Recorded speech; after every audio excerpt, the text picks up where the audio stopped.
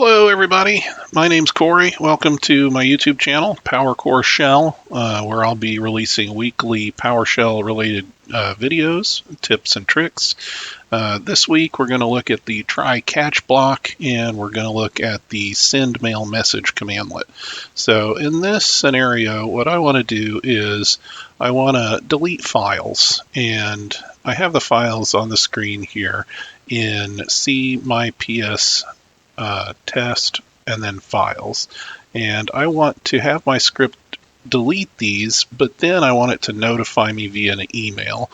I want it to tell me in that email if it was successful or if it encountered an error. So what I'll do before we dive in too much as to what this is doing is I'll go ahead and run a test for us here in real time.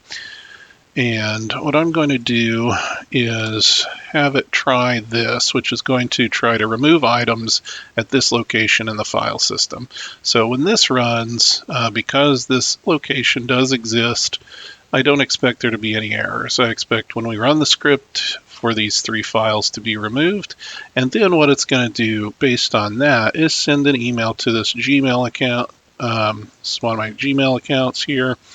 And it's going to tell me that the script ran successfully. That's my expectation, but let's go ahead and fire it up and give it a whirl. First of all, if you look at my Gmail inbox, you can see that there is nothing in here at all. So what we're going to do is run this right now. And I'm going to bring back up, you can see this says working on it, but the files are now disappeared. We can go out of the directory, back in the directory, the folder is now empty. So it was successful, and if we go back over to Gmail, and we'll give it a little refresh here. And here we see it in my inbox. It says that the script ran and removed files successfully.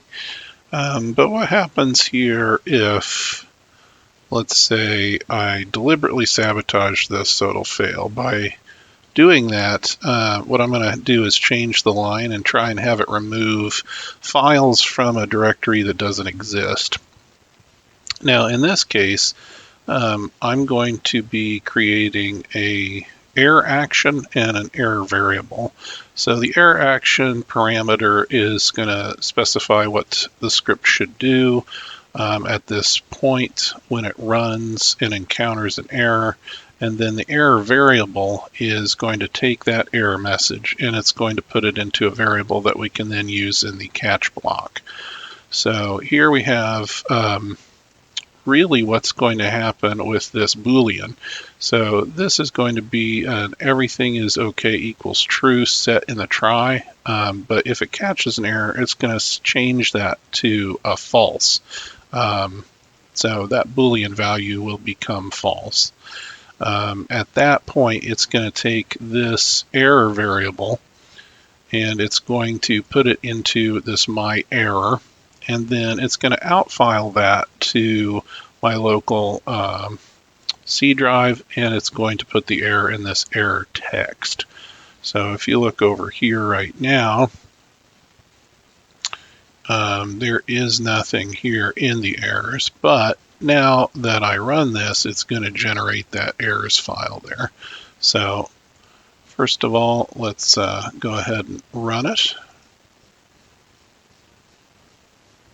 And you notice that the error didn't come down here in the shell output, because that was captured into this variable and that was piped into outfile, which created this my errors text. If we open that, we get that error. And if you scroll over, you can see this is one of the errors that's not obtuse. It's pretty clear. It says that it cannot find that path because it does not exist, and we know it doesn't. So that's good. In this case, if I go back to my email, I'm going to be expecting, when I refresh, an email saying that I encountered an error.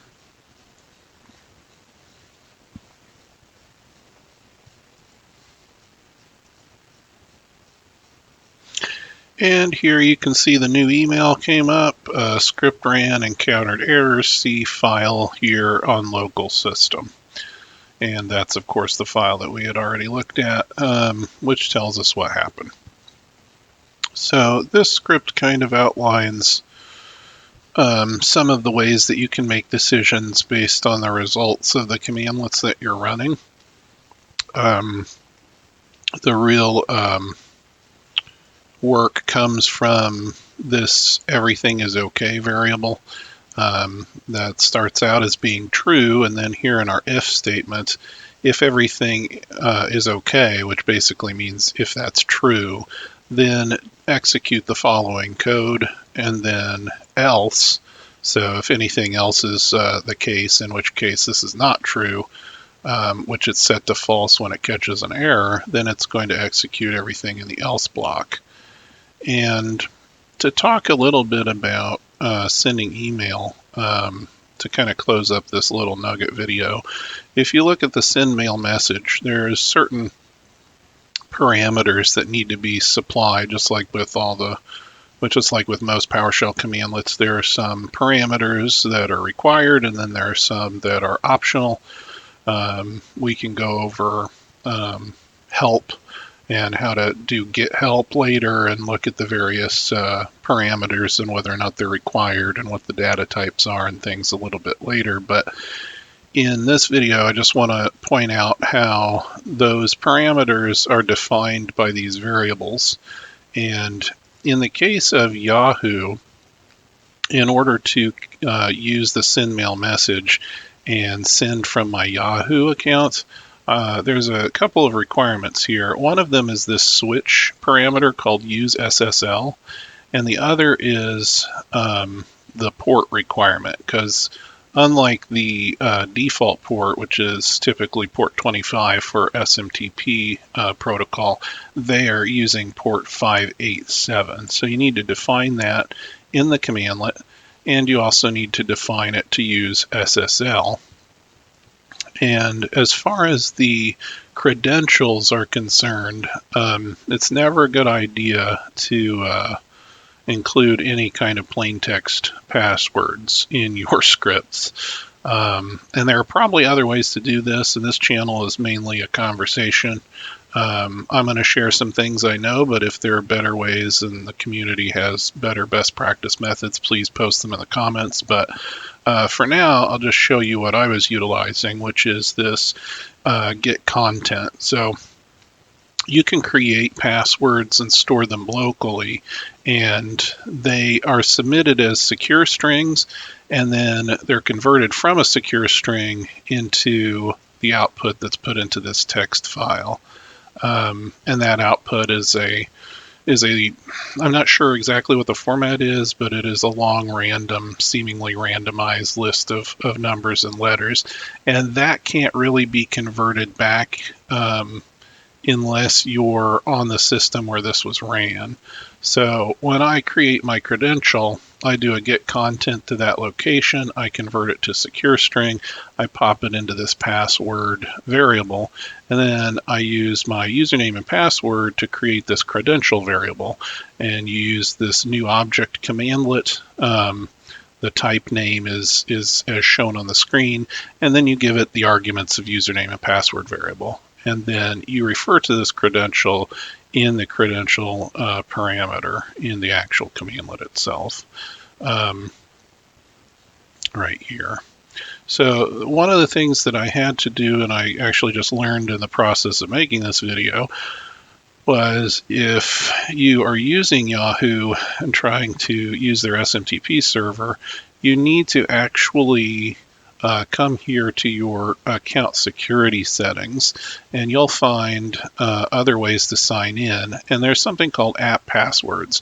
Now, you need to generate and manage an app password for your PowerShell, and that will be a separate password that's unique. That is not actually the password of your Yahoo account. And that's the password that I'm using here in the script. And I generated this based on that credential. You used to be able to do something similar with a Gmail. They had an option where you could go into your Gmail account and tell it to use and be able to authenticate with less secure apps. Apparently, this was just removed on the 30th of May of this year. So just something there, an added detail to be aware of if you're going to try and do something, replicate something like this. If you're using Yahoo, make sure that you're using SSL and that you're defining the port as 587 and that you're also going into your Yahoo account and you're creating and generating an app password that you'll need to utilize in the script. So that's all I think I have for now. We can go into more details about a lot of these concepts, I think, as we go forward. But if any of this was interesting or helpful, or if you just want to start a dialogue in the comments below, please feel free to interact with this channel any way you see fit. And I hope to talk to you all next week and bring you another PowerShell tips video. Thank you. Bye-bye.